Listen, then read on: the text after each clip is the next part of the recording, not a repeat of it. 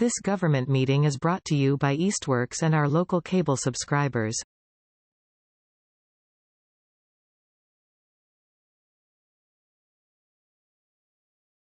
All right, I'm gonna start the meeting, please. We're meeting remotely. You can go, Marion. As allowed by the, Barbara, mute, please. As allowed by the governor. I'd like a motion to approve the minutes of April 13th, please. So moved. Second. We have a motion to approve the minutes of April 13th. Any discussion? Hearing none. Councilor Peak. Aye. Councilor Denham. Aye. Councilor Risch says aye. I had hoped the mayor would be here to talk about the budget issue, but she's not, so we'll deal with that when she comes in later. Is there no one here from the public that I can see? Everyone is a city government official. So let's get right to it. Barbara, talk about the poll pads that you need. Okay. Sure. So, as everybody knows, we have 5 poll pads right now. We got them a couple of years ago, and we've been using them at the polls. You've all seen them. You know, they're the electronic little iPad check-in thing. I wanted to get. What I want to do is I want to have 2 per precinct because, you know, when there's only 1 per precinct, it puts a whole lot of pressure on one person to check in everybody. And that can cause backups at times if people are not real good on them. Also, if something was to ever happen to one, we'd be kind of stuck, even though I have a paper backup.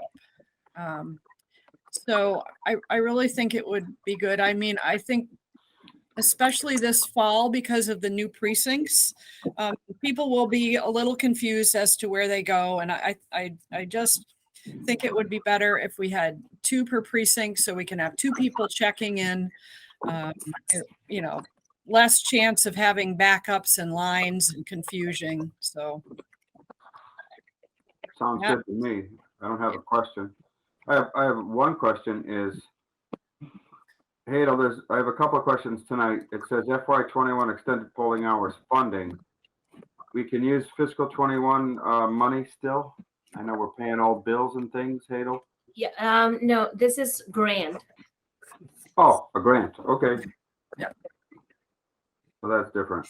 Yes. All right. Anybody else have any questions? I don't have any. Sounds like a good plan that Barbara has here.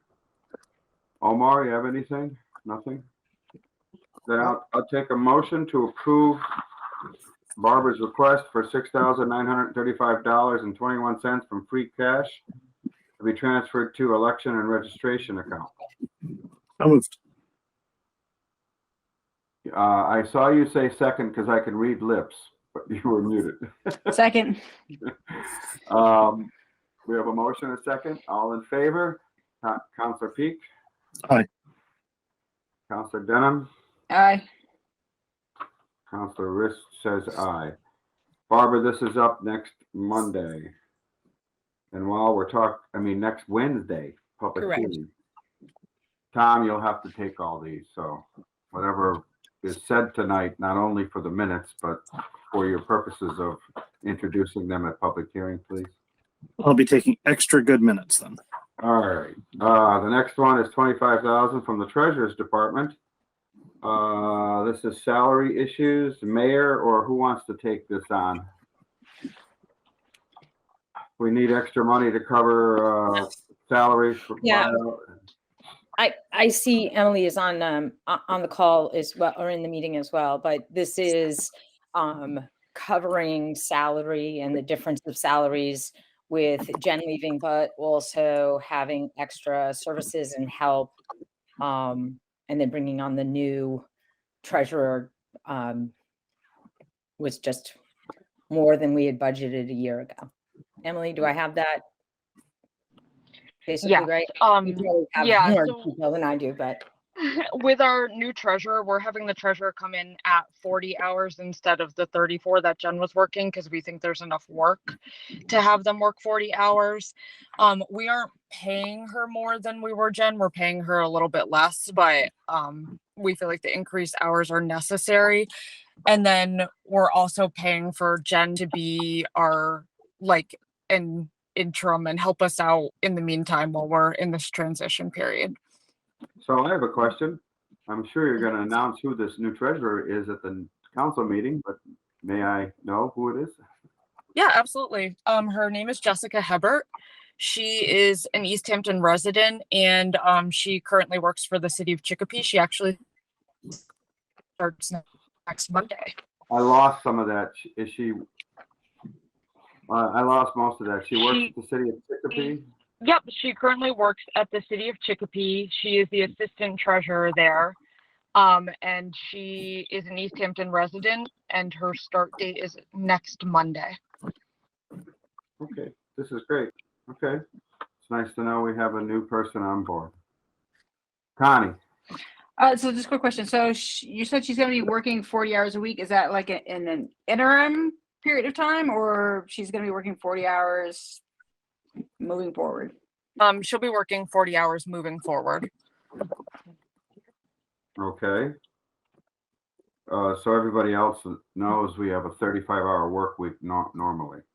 Mhm. So but she's not the only either department head or other employees that work 40 hours because of the necessity of their jobs. So this is an Yeah. That's correct, right, Emily? She's not the only one working 40 hours.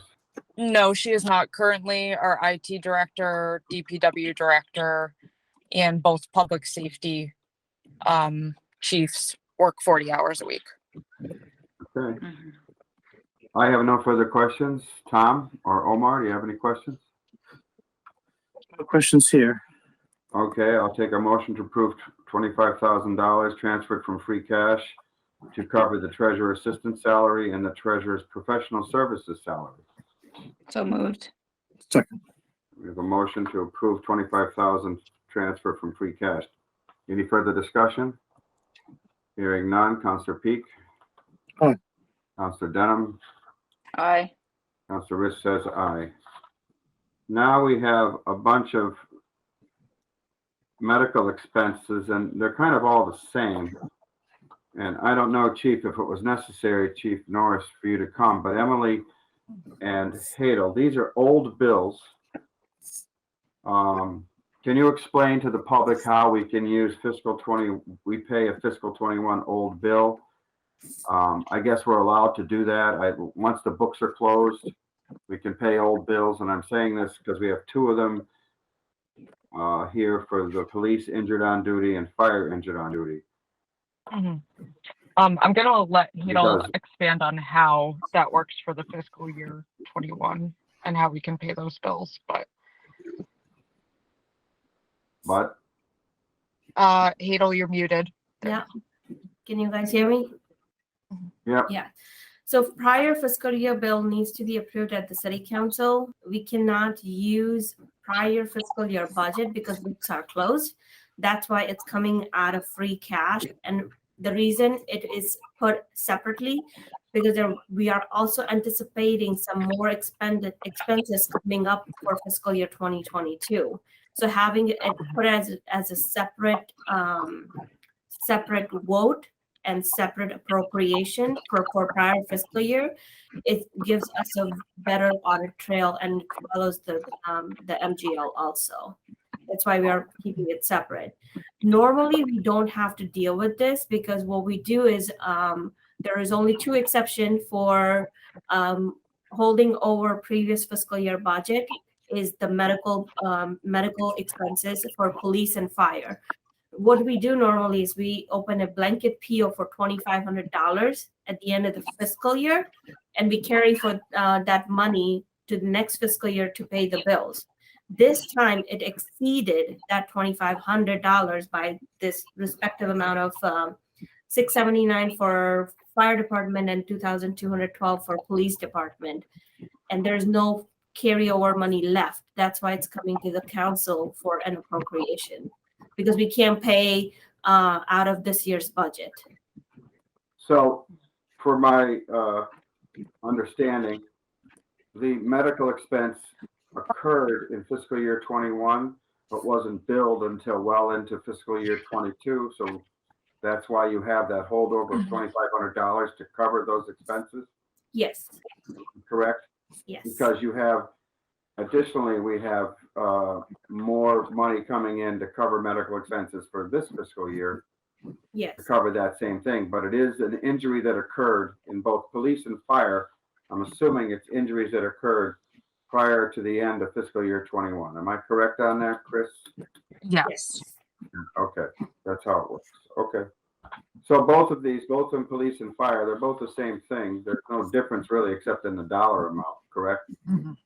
Yes. Yes. Okay. Tom or Connie or Omar, do you have any questions? Tom? Sure. I guess my only question would be, given that it looks like we've exceeded the budgeted amount. Well, I guess I have two questions. The first is, do you have any sense of why why we've exceeded the budgeted amount for both police and fire in the last 2 fiscal years? Is it COVID related or something like that? And then my other question is, like, given that, do you feel that, or does anyone think that maybe we should be budgeting more for this line item in future years? Is there a thought that maybe we're under budgeting for this? I mean, obviously I'll vote to approve this. I'm just wondering, like, is there any pattern here that we should be paying attention to? Yeah, so the way the insurance was set up was that we have like a $10,000 deductible, and then anything over that, the insurance company picks up. So we set aside $10,000 every year for that. But the way the insurance company was doing it was they would send us like a reimbursement check after we hit that $10,000, but we can't deposit that reimbursement check into this account. It has to get deposited into general fund. So therefore the money is like being reimbursed in there. It's just not being reimbursed into this account. So we have to get the money to pay the bills, even though the money's coming back to us. So this next fiscal year, we're setting it up with the insurance company that anything exceeding that $10,000 deductible, they just automatically take care of. We don't have to touch a single bill. Okay. Yeah, and it wasn't necessarily COVID related. Just to touch on the other thing, I think there was just 1 or 2 injuries that were required pretty severe medical attention, and so they ended up kind of costing us a little bit more than our normal fire police injuries. And it's hard to predict that, obviously. Yeah. Connie, you had a question too? It was actually an insurance question, but it was just explained. So thank you. I do Okay. want to add one more thing into this. Previous fiscal years, we were doing blanket POs for $2,500 just because there is a little slight change this year in the insurance. This year is going to be exception for holdovers or encumbrances. For police department, we are going to do blanket PO for $3,000. And for fire department, we're going to do blanket PO for $4,000 for medical expenses. So hopefully we will be covered next year and we won't have to worry about it on the appropriation for prior fiscal year bill. Okay, and it takes a long time for these bills to follow their way through the medical system, obviously. I have no more questions, and I'm prepared to do a motion for both the police and the fire, unless anybody else has any objection to that, or are we okay? Okay, can I have a motion to approve $679 from free cash to pay the IOD fire medical expense old bill? Second.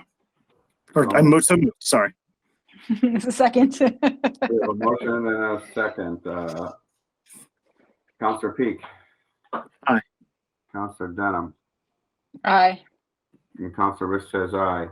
We need a motion to approve $2,212 from free cash to pay an insurance police medical expense. This also is an old bill from my fiscal year 21. So moved. Second. We have a motion to approve $2,212 from free cash. Any further discussion? Counselor Denham. Aye. Counselor Peak. Aye. Counselor Riss says aye. Now, maybe an explanation. These are both medical expenses. We have injured on duty issues in both police and fire that require additional money to be put into the fiscal year 22 budget, if I understand this correctly, Hadel and Emily. That's what this is all about, because unexpected injury.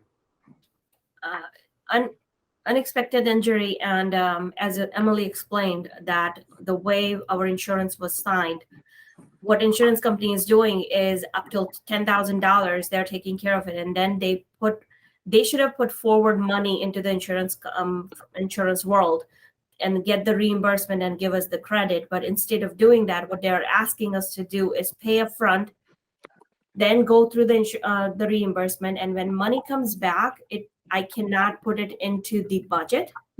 It has to go to the general fund revenue. So we have a workers' comp insurance reimbursement line item under revenues, and that money is going into that account. But we did not budget enough, because at that point we were not sure which way the insurance agreement is going to be signed for fiscal year 2022. That's where this deficit is coming from, or the requirement for more money for both fire and police department is coming from. If I understand it correctly, though, Yeah. both the 8,600 and the 12,720 are reimbursements that come into the general fund, but you have to have the money put back into this account to cover the expense. I can't, because it's the budget. Once I the understand, but we are getting this money. It's not, yes, we are getting this money back. It's just that this is how it has to be dealt with. yes, because I cannot touch that money until it closes on June 30th to free cash. Okay. Mm. In other words, this is a this is a new expense, but we get reimbursed for it. It just has to go to the general fund. Yes, That's the correct way of understanding it. Am I correct there? yes, it is. Okay. Okay. Questions, guys? No. So this is basically the same thing as the last two, just for this fiscal year. Yeah, pretty much. Okay. Will this cover us? I mean, Chief, you're not gonna have any more injuries, I hope. Knock on wood. I hope you're right on that, Council Risk. Oh, as far as you think. We also, Go ahead, Emily. sorry, we also had budgeted, like we're requesting a little bit more to get us through the fiscal year. Yes. So this So is if we a get little that- more than just the expense. Okay. Yeah, So what we have done is the calculation where what we already have in hand as in invoices, plus $3,000 for police and $4,000 for fire as a blanket PO. And then we added additional $3,000 to both the departments for any bills coming from now till June 30th. So we should be fine. Okay. Makes sense. Any other questions? So if it's all right with the committee, we'll do both of these. I'll start first with the request for a motion to approve $8,685 from free cash for the police medical expense for fiscal year 2022. So moved. Second. We have a motion for $8,685 to cover IOD police medical expenses for this fiscal year. Any further discussion? Hearing none. Councilor Peak? Aye. Councilor Denham? Aye. Councilor Risch says aye. Similarly, we have a $12,720 transfer from free cash for IOD fire medical expenses to cover medical expenses for this fiscal year 22. May I have a motion, please? So So moved. moved. Second. Motion and a second. Any further discussion? Any further discussion? Hearing none. Councilor Peak? Aye. Councilor Risch says aye. Councilor Denham? Aye. Aye. Say aye. So Aye. all of these, Tom, are up for public hearing, and if I were you, I would just ask Hadel to explain them. That'd be it's always easy for me to get the experts involved. There you go. Okay. I think I have this, but sure, it probably wouldn't hurt to, just in Emily, case. We need you at the public hearing, and I'm saying this because I will not be at that meeting. Mayor, I have next meeting, May 9th, which was supposed to be a budget hearing. I need to let the finance committee know what's going on budget-wise. Can you update us? the school department is reposted public notice in the paper. We are on schedule for me to present a budget on May 18th. So what that means is, I've spoken with the mayor's assistant, Lindsay Mailer, and we'll get new dates for finance review of the budget. But the only meeting we have coming up is finance on May 11th, which Tom and Connie, you'll cover. I'm going to ask President Gomez to set that up with his account. It'll be in person in room 1, but we still want the hybrid. So you guys know that. Whatever is on that agenda will be whatever we get in new business. I know there's a CPA one coming, but I don't know what else might be coming for new business. And I'm going to ask Tom that you set a public hearing for May 18th for the new business when you read it into the record at the May 4th meeting. So it goes to finance and for public hearing. But this, I'm afraid, will mean that the public hearing for the budget will have to be a special meeting June 15th, and we'll let President Gomez work that out with Barbara and the mayor. So all of those meetings we scheduled previously are kaput. If the mayor approves the schedule that Lindsay and I looked at, and I did that based on my schedule, I will be back on the 13th of May, so I can handle meetings going forward for the review of the budget. Okay, does that make sense, Tom and Connie? Yeah. So the May 11th meeting will be only for, and I'd rather you not discuss stipends and other stuff because I'm not there and I'd like to be there for those. Those have plenty of time to be discussed. So I would hope you'd only discuss whatever appropriations or transfers are on the docket. Okay, so May 11th is our next meeting.